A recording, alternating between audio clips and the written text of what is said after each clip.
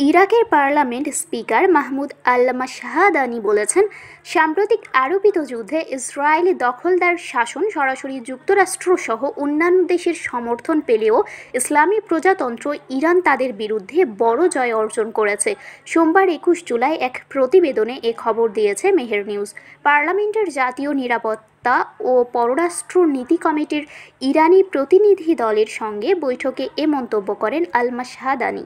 তিনি সাম্প্রতিক Israel Iran যুদ্ধে ইরানের বিজয়ে অভিনন্দন জানিয়ে বলেন, যুদ্ধে ইসরায়েলি দখলদাররা বোমা হামলার ভয়ে আশ্রয় কেন্দ্রে লুকিয়ে থাকলেও ইরানের জনগণ স্বাভাবিক জীবনযাপন করছে এবং বাড়ির ছাদে উঠে দাঁড়িয়ে ইসরায়েলি শাসনকে উপহাস করেছে।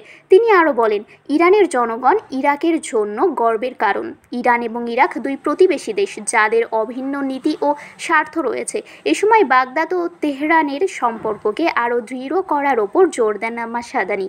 ইরানের ভূখণ্ডে কোনো আক্রমণ হলে ইরাক পাশে থাকবে বলে উল্লেখ করে তিনি বলেন, ইরাককে সন্ত্রাসী সংগঠন ISIL এর দখলদারিত্ব থেকে মুক্ত করতে ইরান যে ভূমিকা রেখেছে তার জন্য ইসলামী প্রজাতন্ত্র ইরানকে সম্মান করা হয়।